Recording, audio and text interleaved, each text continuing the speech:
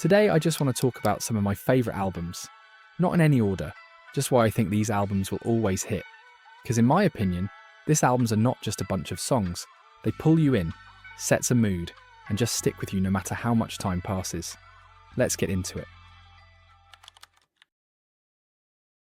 First off, let's talk about Graduation by Kanye. The vibe of this album is insane. It's like Kanye took everything he learned from College Dropout and Late Registration and just went full futuristic mode. The synths, the stadium-ready beats, the Daft Punk sample on Stronger. He was clearly thinking way beyond rap. This was music made for arenas, not just for hip-hop heads. And let's not forget how Graduation changed the game. This was the album that went head-to-head with 50 Cent's Curtis in that famous 2007 sales battle. Give it up for Kanye and 50 Cent!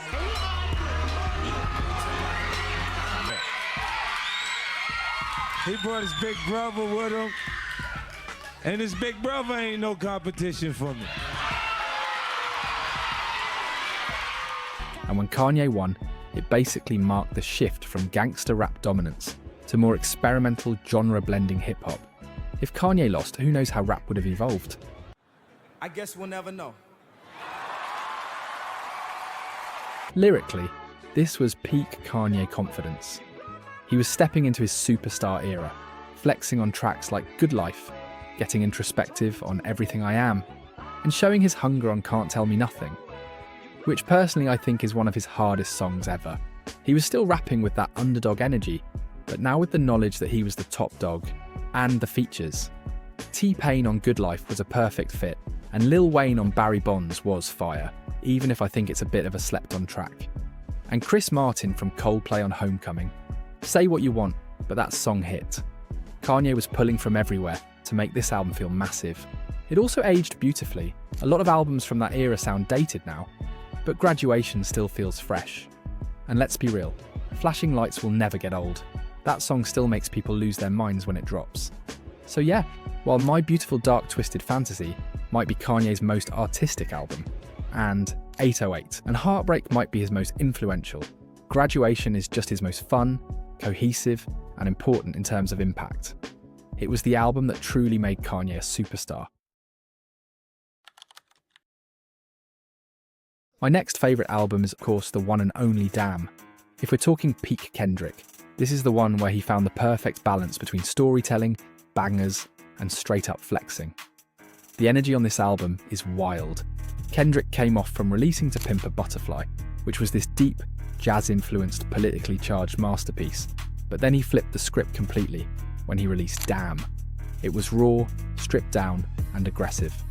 The beats knock hard, the hooks are catchy but never corny, and Kendrick is rapping like he's got something to prove. And honestly, he did. After To Pimp a Butterfly, people were calling him a conscious rapper, which in hip-hop sometimes means too lyrical. Not enough hits. I think Kendrick sensed this from his fans at the time. Then he surprised everyone when he dropped Humble. It was an instant anthem. That beat, those bars. He made a song that worked in clubs, at basketball games, and in deep rap discussions at the same time. But it's not just hype tracks. Kendrick was in his storytelling arc too. For instance, Duckworth is one of the craziest album ending tracks ever. He basically tells a true story about how his life could have gone completely different if one small moment changed. Then there is the next level introspection Fear, which was one of his most personal songs ever, going through the different ways he experienced fear at different stages in life. And also DNA, well, that's just straight up beast mode. He was rapping like he wanted to break the mic. There is also the whole forward and backward listening theory. People realise that Damn tells a different story, depending on if you play it in normal order or in reverse. Who else is out here making an album that works like that? Kendrick was thinking in 4D when he made this. So in my opinion, Good Kid Mad City might be Kendrick's best storytelling album, and To Pimp a Butterfly might be his most ambitious, but Damn is his most complete project. It's got hits, it's got bars, it's got deep moments, and it proved that Kendrick could dominate every lane in hip-hop. If you ever doubted Tyler, IGOR was the moment he proved he wasn't just a rapper. Yes. The sound of this album is unlike anything else. It's messy, but in a beautiful way. The lo-fi drums, the way his voice is pitched up and down. It's almost like Tyler broke all the rules of music theory and somehow made a masterpiece out of it. And let's talk about the story. IGOR is basically a concept album about love, heartbreak, and moving on.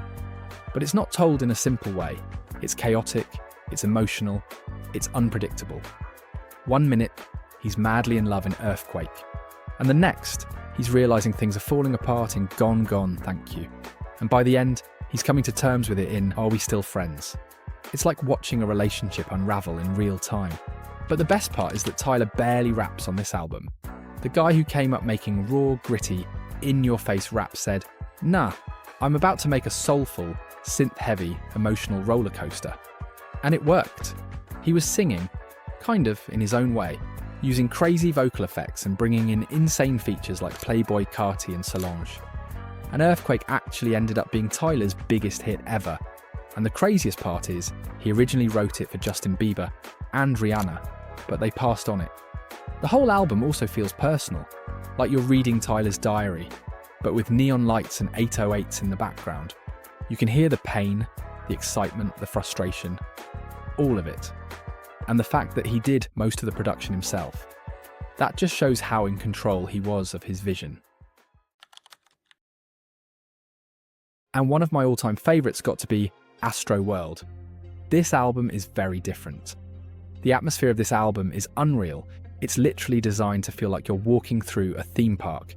Bright lights, crazy rides, eerie tunnels, and then suddenly, a drop that hits so hard you don't even know where you are. The way the beats switch mid-song's also crazy. It keeps you on edge the entire time. Speaking of beat switches, Sicko Mode, which is one of the biggest rap songs literally ever, has 3 different beat switches. Drake doing drive-by bars, Travis coming in with straight fire, and that deep, hypnotic energy carrying the whole thing. The way it was everywhere when it dropped proves how amazing the whole album was. But it's not just bangers. There's vibe music, there's hypnotic storytelling, there's emotional depth, and it shows it's an album that takes you on a full-blown journey. And Travis knew exactly how to make it feel cinematic. He pulled in the perfect features. Frank Ocean floating on Carousel, The Weeknd sliding in on Wake Up, and even Stevie Wonder playing harmonica on Stop Trying to Be God. He wasn't just making songs, he was crafting experiences. And let's be real, when ASTROWORLD dropped, it felt like an event. The cover art, the festival, the merch, the whole aesthetic. It was like Travis built his own universe. And that's why it's his best album. So yeah, Travis has made a lot of dope projects, but ASTROWORLD, that's his masterpiece. That's all for today, everyone.